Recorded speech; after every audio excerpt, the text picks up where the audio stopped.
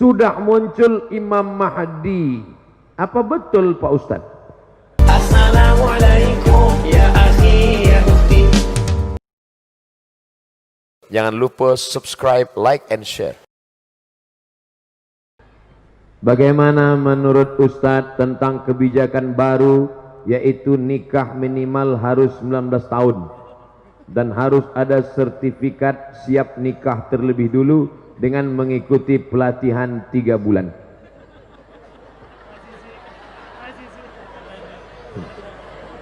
Saya bicara masa depan Indonesia, dia cerita nikah. Kalau saya tahu nikah itu lebih banyak baiknya daripada mudaratnya, kalau saya tahu nikah cepat itu bagus, pagi khitan, siang nikah. Tapi tentu Nabi juga bersabda, kata Nabi, man istata'a minkumul ba'ah, siapa di antara kamu yang sudah ba'ah. Ba'ah artinya al-qudrah, mampu secara finansial. Adik-adik, anak-anakku sekalian, kalian sekolah, kakak kelas kalian banyak sekarang. Ada di Turki, ada di Mesir, lebih 15 alumni Darul Quran Mulia di Kairo, Mesir. Saya waktu ke Mesir, anak-anak Mesir, adik-adik kelas nanya, Ustadz, kami gimana kalau nikah atau kuliah Pak Ustadz? Kuliah sambil nikah. Terus makannya gimana? Subsidi silang. Kamu dapat kiriman kan? Iya. Kamu dapat kiriman? Iya. Gabungkan APBD-nya. Cari yang siap dari nol. Di pom bensin dong Ustaz. Adinda, AA kan lagi belum kerja nih. Siap nggak makan sehari denganku? Jangankan makan sehari, Senin Kemis aja kita puasa, kata dia. Tapi jangan lama-lama gitu. Nah, oleh sebab itu perlu kesiapan mental. Masalah perlu sertifikat sebelum nikah, ini memang dari dulu saya ngomong ke Bapak Kepala Kantor Wilayah Kementerian Agama Provinsi Riau dulu, namanya Pak Dr. Asyari Nur. Pak Dokter, ini sekarang banyak laki-laki nggak mengerti masalah nikah, dikit-dikit marah, satu hari sampai jatuh tolak 5. Pagi kopi terdatang lambat datang, tolak 1. Sambal terlalu pedas, tolak 2. Gulai kurang garam, tolak 3. Nggak ngerti dia masalah nikah. Jadi Pak, kata saya waktu itu, gimana kalau kita buatkan 20 SKS, orang yang mau nikah ini dibuatkan kursus pranikah. Setelah dia ngerti masalah pernikahan, akidahnya mantap, bisa jadi imam, baru dia boleh nikah. Bagus, setuju. Jadi program ini tinggal diisi saja, dibuatkan. Tidak boleh menikah sebelum ikut kursus bisa baca Quran. Setuju? Supaya dia bisa jadi imam. Bayangkan kalau suaminya tamat Darul Quran Mulia, Masya Allah, di tengah malam itu dia akan membangunkan istrinya, wake up my darling, wake up my honey. Karena dia tiap malam tahajud di Darul Quran. Dia pun salat, Allahu Akbar, Bismillahirrahmanirrahim, Ar-Rahman Allamal Quran, Khalaqal Insan, Allamahul Bayan. Allahu Akbar. Kata makmumnya, loh kok cepat banget itu. Begitulah kalau suaminya alumni Darul Quran Mulia. Tapi kalau yang nggak lulus sertifikat tadi, Allahu Akbar, sampai salam nggak bunyi. Imam silent. Na'udzubillah. Tapi masih syukur masih mau tahajud. Nah, jadi ini kita isi saja. Pelatihan 3 bulan bagus, tapi isinya harus diisi dengan pesan-pesan Islami. Suaminya pandai baca Quran, suaminya mesti sholat, ngerti masalah hukum tolak, rujuk, li'an, khulu, ngerti masalah pembagian harta warisan. Ini banyak sekarang anak-anak kita yang perempuan ditipu, dibodohi sama suami yang nggak ngerti agama ini. Hei istriku, sejak kamu jadi suami, sejak kamu punya suami aku, maka segala surat tanahmu, surat mobilmu, semuanya milik aku, karena sorgamu di bawah tapak kakiku. Ini pembodohan luar biasa. Oleh sebab itu 3 bulan pelatihan ini harus diisi dengan nilai-nilai kebangsaan, nilai-nilai keagamaan. Maka ini bagus sekali. Assalamualaikum Ustaz. Waalaikumsalam. Semoga antum selalu dalam lindungan Allah ya. 2150 santri mendoakan saya menembus pintu-pintu langit. 2150 santri mendoakan, dari yang kecil-kecil tadi. Yang kecil-kecil malah manggil Ustaz. Ya. Anak-anak yang tak berdosa itu. Afwan Ustaz mau nanya, gimana hukumnya akhwat sholat pakai baju gamis, sedangkan familiarnya suka pakai mukena? Mukena itu cuma ada di Indonesia. Di Mesir nggak ada mukena. Antum capek nyari mukena di Maroko, nggak akan ketemu. Jadi pakaian dalam Islam itu tidak diatur oleh fashion, style, tapi yang diatur adalah sifatnya. Sifat pakaiannya longgar, menutup aurat, maka dia sudah boleh dipakai untuk sholat. Tidak dilihat kainnya, walaupun kainnya terbuat dari jeans, kain jeans, tapi longgar. Kainnya jeans tapi longgar, lebar, karena tidak diatur kainnya terbuat dari apa. Oh, nggak boleh pakai jeans Pak Ustaz, sholat pakai jeans nggak batal. Mana dalilnya? Ini minal jinnati wan nas. Nggak benar. Nah, jadi jin yang nggak boleh itu kan jin sempit. Jin sempit yang sampai darahnya pun nggak mengalir. Dipakai jam 8, jam 9 pucat, bertahan darah sampai menjerit itu paha. Tolong, tolong, itu nggak boleh. Coba lihat pakaian perempuan Jepang, kimono. Kalau ada orang Jepang masuk Islam mu'alaf, sholat dia pakai kimono, tertutup semuanya, longgar, sah sholatnya. Begitu juga dengan waktu saya dulu ceramah tinggal di hotel waktu di Taiwan. Sebenarnya saya mau ngasih tahu saya ceramah di Taiwan. Jadi saya lihat di dinding hotel itu ada gambar perempuan Cina, saudara kita Tionghoa, tapi yang zaman-zaman dulu ternyata bajunya panjang. Nonton nggak sinetron siluman ular? Itu bajunya panjang. Lama saya perhatikan, tinggal pakai jilbab aja dia. Panjang, longgar, tutup aurat. Tinggal pakai jilbab aja, sah untuk sholat. Ya, jadi agama Islam. Ya ayuhan nabi, wahai Muhammad SAW, qul li azwajika, katakan kepada istrimu, wa banatika, anak perempuanmu, wa nisa'il mu'minin, perempuan yang beriman. Bagaimana? Yudnina alaihinna min jalabibihinna, panjangkanlah kain. Karena dulu mereka orang jahiliyah pakai kain, kepalanya ditutup, lehernya kelihatan. Pakai ke bawah tapi betisnya kelihatan. Turun ayat, turunkan leher tutup dan betis tutup sampai bawah. Maka sholat dia dengan demikian, sholatnya sah. Nah, ini tentang masalah menutup aurat. Apa ancaman bagi orang yang mengabaikan hafalan Quran sebagai peringatan bagi para hufaz untuk selalu menjaga hafalannya?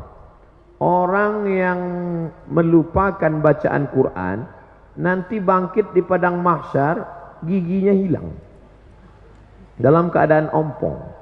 Tapi hadisnya dhaif, tidak bisa dijadikan sebagai dalil dalam masalah akidah. Tapi hadis yang kuat tentang menyia-nyiakan hafalan Quran adalah termasuk bagian dari menyia-nyiakan agama Allah. Karena kata Nabi, taraktu fikum amrayni, aku tinggalkan pada kamu dua perkara. In tamassakum bihima, kalau kamu pegang yang dua ini, lan tadillu abada, kamu tidak akan sesat untuk selamanya. Kitab Allah, Al-Quran, wa sunnati. Maka siapa yang menghafal Al-Quran berarti dia sudah menegakkan agama Allah. Dan siapa yang melupakan berarti dia sudah merobohkan agama Allah. Oleh sebab itu, jangan gara-gara ini malah jadi takut menghafal Quran. Justru hafal terus dan terus mulazamah, terus istiqamah, ulangi hafalan, jaga pandangan mata. Syakautu ila Waqi'in, aku melapor kepada Imam Waqi' su'a hifzi, tentang hafalanku yang jelek. Fa arsyadani ila tarkil ma'asi, Imam Waqi' memesankan padaku tinggalkan perbuatan maksiat. Li'annal ilma nurun, karena ilmu adalah cahaya. Wa nurullah la yuhda lil 'asi, tak mungkin Allah memberikan hafalan Quran pada orang yang kepalanya banyak perbuatan maksiat. Oleh sebab itu, ghaddul basar, tundukkan pandangan, jaga kehormatan, kemuliaan. Mudah-mudahan Allah menguatkan hati hafalan anak-anakku sekalian. Amin. Ya Allah, amin. Apa pendapat, bagaimana tanggapan Ustadz tentang kaum Freemason? Freemason Yahudi. Tidak membawa agama, tapi yang dibawanya adalah pemikiran, pluralisme, semua agama benar, semuanya selamat. Jangan tanya akidahnya, yang penting orangnya baik, yang penting orangnya sopan. Jangan tanya agama, jangan tanya akidah. Dalam Islam justru lain asyrakta, kalau kau syirik, la yahbatanna amaluka, semua amalmu tidak bermakna. Wa qadimna ila ma amilu min amalin, semua amal kamu nanti akan didatangkan, ini sedekahmu, ini wakafmu, ini infakmu. Tapi kemudian dijadikan amal itu haba'am mansura, seperti debu yang dihembus angin. Dalam Islam pokok pangkal pertama yang penting adalah akidah. Dalam Islam baik pun orang kalau akidahnya tidak benar. Wa may yabtaghi ghairal islami dina, siapa yang mencari agama selain daripada Islam, falan yuqbala minhu, dia tidak akan diterima, wa huwa fil akhirati minal khasirin. Laki-laki kalau mau mencari perempuan yang dilihat agamanya, tungkahul mar'atu li arba', perempuan dinikahi karena 4, 5 liha, karena hartanya, wali hasabiha, karena keturunannya, wali jamaliha, beautiful. Tapi yang dipandang, coba lihat yang keempat, fazfar bidzatid din, lihatlah agamanya, taribat yadaka, kau akan selamat. Perempuan kalau memandang laki-laki, walinya, bapaknya, kakeknya, abangnya, adiknya, pandang laki-laki apa? 2, idza ja'akum man tardawna dinahu, kalau kau lihat ada laki-laki baik agamanya, wa khuluquhu, baik akhlaknya, fazawwijuhu, nikahkan anakmu, adikmu dengan dia. Yang pertama dilihat dari laki-laki agama, yang dilihat dari perempuan agama. Jadi sekarang kalau ada Freemason mengatakan agama nggak penting, yang penting dia orangnya baik, yang penting gajinya besar, yang penting mobilnya mewah. Oh, nggak bisa begitu. Iya kalau mobilnya cash, kalau kredit. Ustadz, jika kita punya utang, wah ini udah cerita utang nih, belum dibayar. Ketika kita ingin membayarnya, kita tidak tahu di mana orangnya berada. Alhamdulillah. Bagaimana cara kita untuk membayar utang tersebut? Cari dia. Di mana nyarinya Pak Ustadz? Google.com. Sekarang dengan adanya teknologi mudah sekali mencari. Saya berapa kali cari teman SD, teman sekolah, teman pesantren, saya cari di FB ketemu.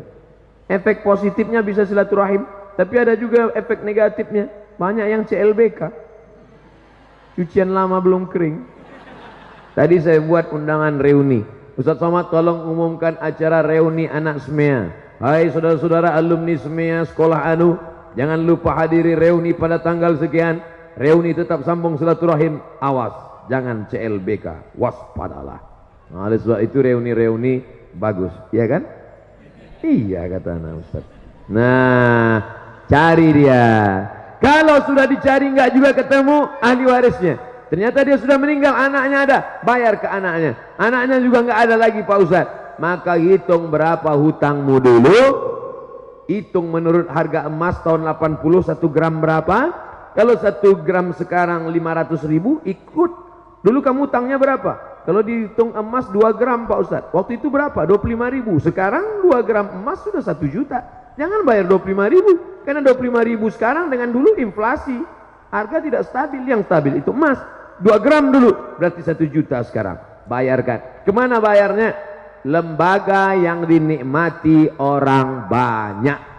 Di mana itu Pak Ustadz? Yang paling berkah para penghafal Quran, serahkan ke Darul Quran Mulia untuk pembangunan masjid. Kalau Darul Quran mau nerima, bisa jadi Darul Quran Mulia nggak mau nerima. Pak, saya mau membayar hutang. Sudah kamu cari? Sudah. Hutang apa ini? Dulu Pak. Hutang apa? Saya malu mau cerita. Masalah apa? Dulu makan bakwan sering bayar. Kalau cuman bakwan jangan bawa ke Darul Quran, terlalu kecil brother. Serahkan ke lembaga yang dinikmati orang banyak. Apa itu? Panti asuhan, pondok pesantren, pembangunan masjid, panti jompo.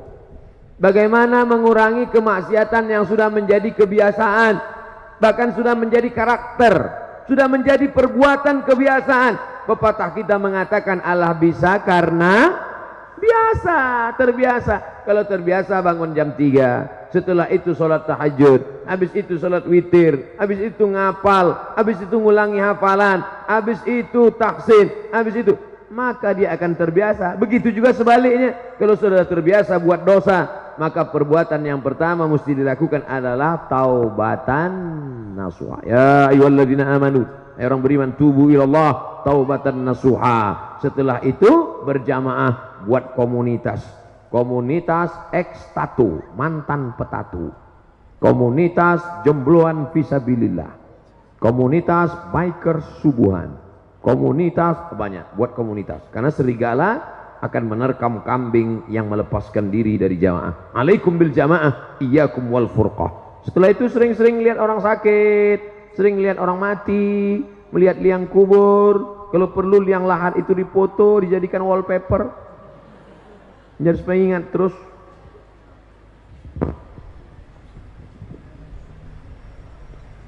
Menyikapi konflik Suriah. Ketika kita berdoa, kita harus berdoa seperti apa? Soalnya perang melibatkan pihak yang sangat banyak, kita tidak jelas. Allahumma ansuril Islam wal muslimin. Tolonglah saudara kami orang Islam muslimin. Waqdulil kafarata wal musyrikin. Hinakan orang kafir dan orang musyrik. Allah mansur ikhwanana al-mujahidin al-mustad'afina fi Palestin wa fi Suriah wa fi Rohingya wa fi Uyghur. Nah, doanya begitu, minta tolong hamba-hamba Allah yang teraniaya. Dan jangan sangka Allah itu robot. Nah, ini perlu akidahnya benar. Masa iya Allah tak bisa membedakan mana hak mana batil, mana orang betul mana orang batil? Jadi jangan sangka salah, nanti salah alamat doa saya Pak Ustaz. Enggak, minta sama Allah menolong mustad'afin yang teraniaya. Allah menolong orang yang lemah, Allah menolong orang yang terzalimi. Sudah muncul Imam Mahdi. Apa betul Pak Ustaz? Ketika Habib Umar bin Hafiz datang 2 tahun yang lalu, kebetulan saya ikut dialog, diminta sebagai pembawa acara. Ada yang nanya, Habib Umar, ya, Imam Mahdi udah lahir apa belum? Kata Habib Umar, ente nggak perlu cari-cari kampungnya di mana, dia udah lahir apa belum, di rumah sakit mana, tahun berapa. Yang perlu dipersiapkan adalah iman dan amal soleh supaya bisa membedakan mana yang asli, mana yang palsu. Man qara'a surat Al-Kahfi, siapa yang baca surat Al-Kahfi yaumal Jumu'ah, hari Jumat, sore Jumat, petang Jumat, salam malam Jumat, adha'alahu min nur, Allah berikan dia cahaya ma bainal jumu'ataini. Siapa yang menghafal awal 10 surat Al-Kahfi di Darul Quran Mulia, mereka bukan menghafal awal Al-Kahfi, ujung Al-Kahfi, bukan cuma malam Jumat, tiap hari mereka membaca. Maka andai datang nanti mengaku-ngaku Imam Mahdi, datang nanti Dajjal, maka yang paling bisa membedakan insya Allah anak-anakku dari Darul Quran Mulia. Amin. Kenapa mereka bisa membedakan? Karena mereka diberikan cahaya oleh Allah. Man lam yaj'alillahu lahu nuran fama lahu min nur. Siapa yang tidak diberikan cahaya maka tak mungkin dia bisa membedakan. Makanya di antara doa Nabi, Allahumma ja'al fi qalbi nura wa fi sam'i nura wa fi basari nura wa an yamini nura wa min yasari nura min amami nura min khalfi nura min fawqi nura min tahti nura. Kenapa minta cahaya? Supaya bisa membedakan mana Al-Masih asli, mana Al-Masih Dajjal, mana Imam Mahdi, mana Imam Mahadi. Banyak sekarang ngaku-ngaku Imam Mahdi, macam-macam bentuknya. Minta baiat, baca tuh di koran, coba cari nanti di internet, ngaku Imam Mahdi. Banyak sekali. Baik di Imam Mahdi internasional maupun Imam Mahdi lokal. Iya, ada itu. Tawaf dia di Makkah minta baiat, di samping Ka'bah, ditangkap sama polisi Masjidil Haram. Masa iya Imam Mahdi bisa ditangkap? Tentang Al-Quran dan musik, saya pernah baca tulisan semakin banyak musik, semakin banyak lagu musik yang kita hafal, semakin banyak hafalan Quran kita yang hilang. Apa betul itu Pak Ustaz? Musik yang melalaikan. Wa minan nasi man yashri lahwal hadis. Ada sebagian manusia membeli lahwal hadis. Lahwal hadis yang dimaksud itu kata Imam Mujahid. Mujahid itu murid dari Imam Abdullah bin Abbas. Abdullah bin Abbas adalah murid Nabi Muhammad SAW yang banyak riwayatnya dalam tafsir Imam Abu Ja'far Ibnu Jarir At-Tabari. Murid Ibnu Abbas itu Mujahid, Ad-Dhahhak, Ikrimah, paling banyak riwayat. Karena doa Nabi untuk Abdullah bin Abbas, Allahumma faqihhu fid din wa 'allimhu ta'wil. Makanya disusunlah tafsir Tanwirul Miqbas, kumpulan tafsir Abdullah ibn Abbas. Abdullah bin Abbas radhiyallahu anhuma. Nah, apakah musik bisa melalaikan hati dalam Al-Quran? Dari Al-Quran? Ya. Karena kalau orang hafal lagu, itu pasti terngiang-ngiang dia. Saat mau tidur malam, ayatnya kalah. Yang diingat itu musik pas mau tidur malam.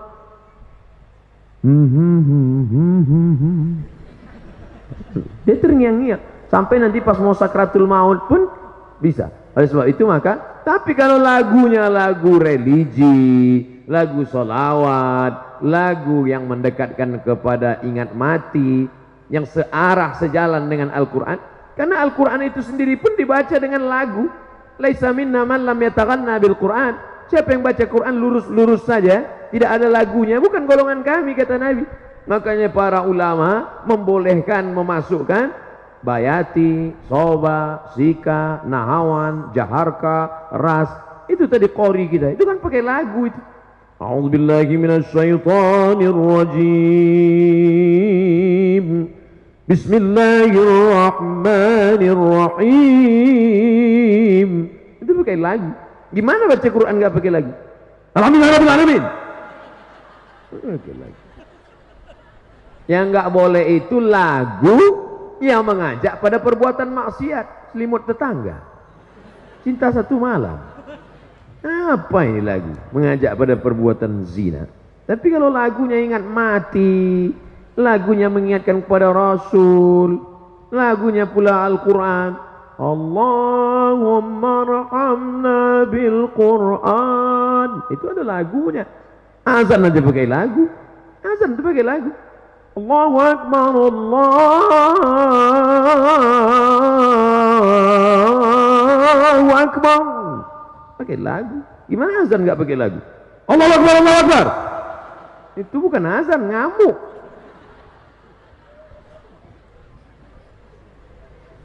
Jadi jangan sampai anak-anakku mendengarkan lagu-lagu musik-musik yang melalaikan dari Allah, karena dia akan membuat terngiang-ngiang dalam telinga, mengigau di waktu malam, bahkan lagu. Jangan. Tapi insya Allah kalau di pesantren, insya Allah dia selamat, karena dia tidak pakai handphone, dia tidak nonton TV. Kalaupun menonton, hanya tontonan yang bisa dijadikan sebagai tuntunan. Sedangkan yang melalaikan tidak mungkin.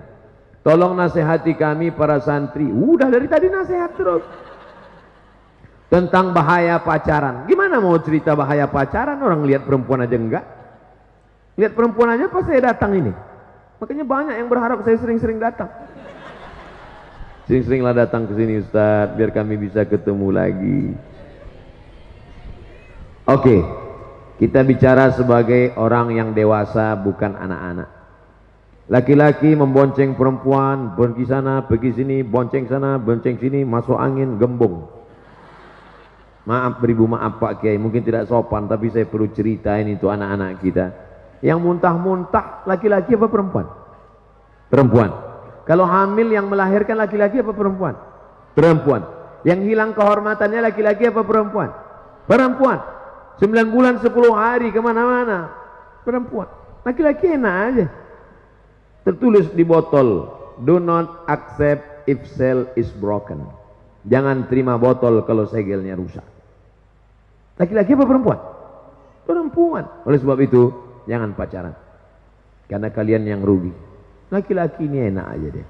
Oleh sebab itu maka, tapi kalian yang laki-laki, ingat, kalian yang sekarang mempermainkan perempuan, 20 tahun lagi kalian akan punya anak perempuan.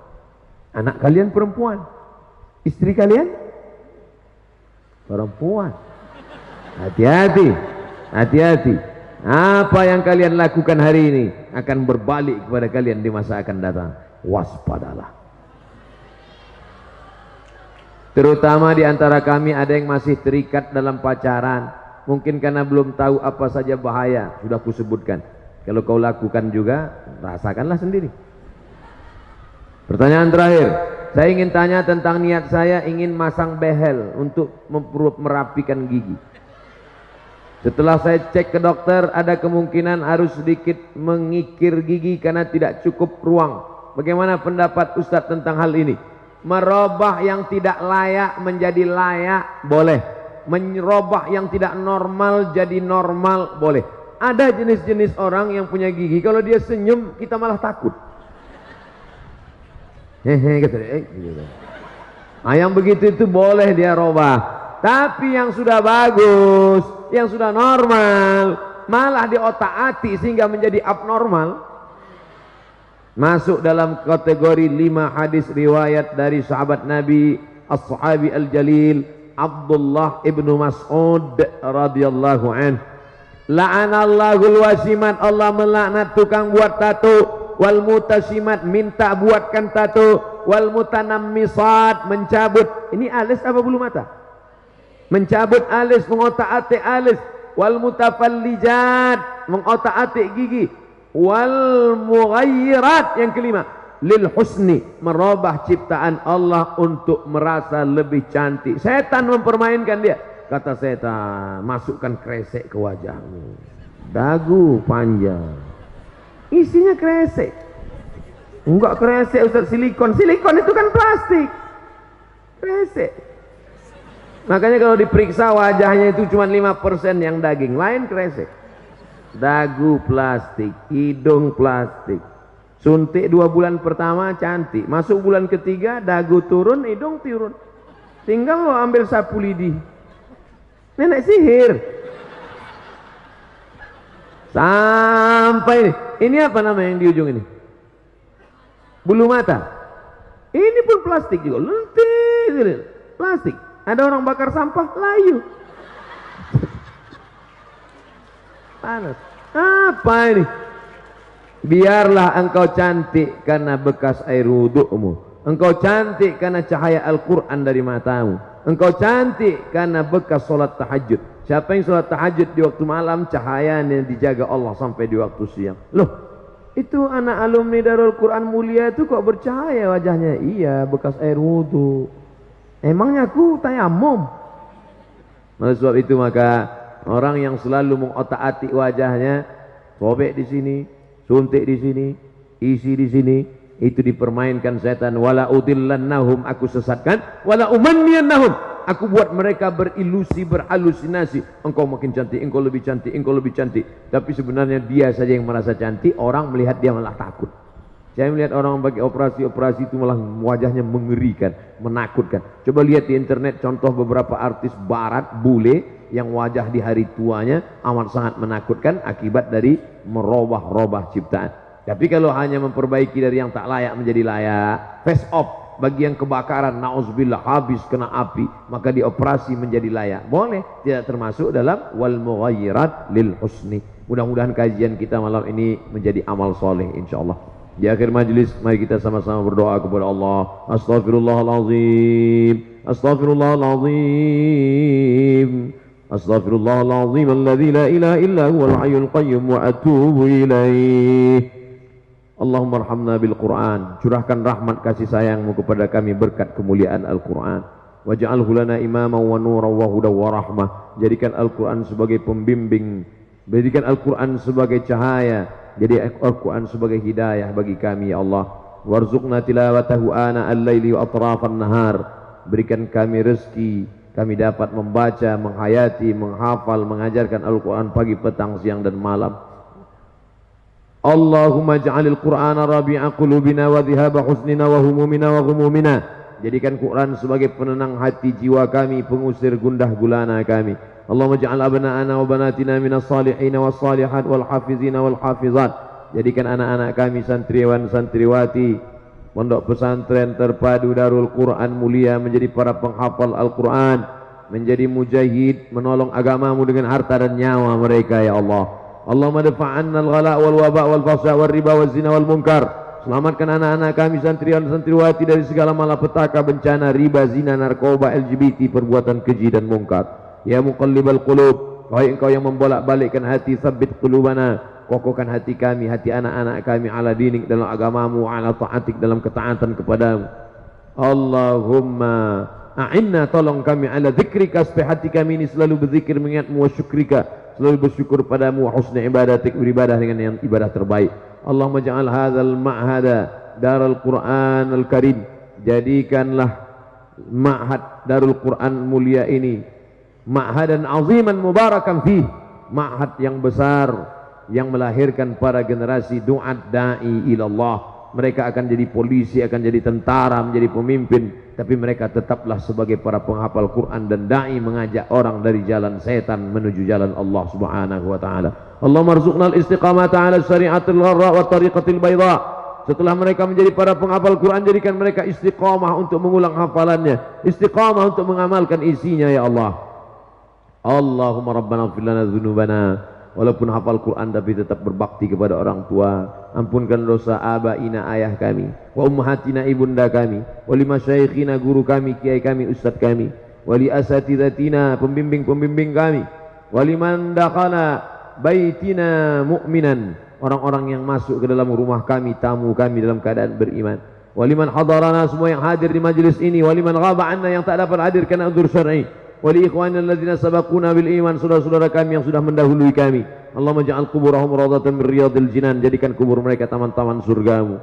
La taj'al kuburahum hufratan min hufarin niran, jangan jadikan kubur mereka salah satu dari lubang neraka-Mu. Allahumma khtim lana bi husnil khatimah wa la takhtim alaina bi su'il khatimah. Allahumma ja'al akhir kalamina inda intihai ajalina, jadikan akhir kalam kami manakala ajal kami sampai, saat malaikat maut mencabut nyawa kami, yang terakhir keluar dari mulut kami la ilaha illallah Muhammadur Rasulullah sallallahu alaihi wasallam.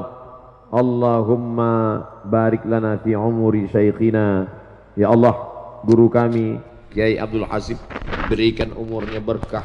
Matta'ana Allah bituli umrihi, jadikan panjang umurnya menjadi berkah bagi kami, bagi para santriwan dan santriwati. Allahumma tawil umrahu, panjangkan umurnya, wa sahih jasadahu, sehatkan badannya, wa qawi imanahu, kuatkan imannya. Bismillahirrahmanirrahim, bismillahirwafi, bismillahirkafi, dengan nama Engkau yang maha menyembuhkan ya Allah. Isfi mardana syifaan ajilan la yughadiru saqaman birahmatika ya arhamar rahimin. Berikan kesembuhan, berikan kesehatan kepada saudara kami, guru kami, anak-anak kami, kesembuhan yang segera, yang tak akan kumat lagi untuk selamanya. Allahumma jma'na ma'al habibil mustafa fi jannatikal ula, satukan kami dalam surgamu bersama Nabi Muhammad dalam surga Jannatul Firdaus. Rabbana atina fid dunya hasanah wa fil akhirati hasanah wa qina adzabannar. Wa sallallahu ala sayyidina wa maulana Muhammad wa ala alihi wa sahbihi wasallam, walhamdulillahi rabbil alamin. Taqabbalallahu minkum minna wa minkum taqabbal ya karim. Terima kasih segala perhatian, mohon maaf segala kesilapan dan kekhilafan. Selama menyampaikan tausiah ini banyak kata-kata tidak berkenan di hati, menyinggung perasaan, tidak sesuai dengan tata krama, sopan santun, etika ma'had Al-Faqir Abdul Somad, mohon maaf. Sudikah anak-anakku, para ustadz sekalian memberikan maaf? Dari bunyinya nampaknya tidak. InsyaAllah kita akan bertemu pada kesempatan yang lain. Wallahu muwaffiq ila aqwamit thariq, waffaqana Allah lima yuhibbu wa yardah. Wassalamualaikum warahmatullahi wabarakatuh. Assalamualaikum ya akhi ya ukhti. Jangan lupa subscribe, like, and share.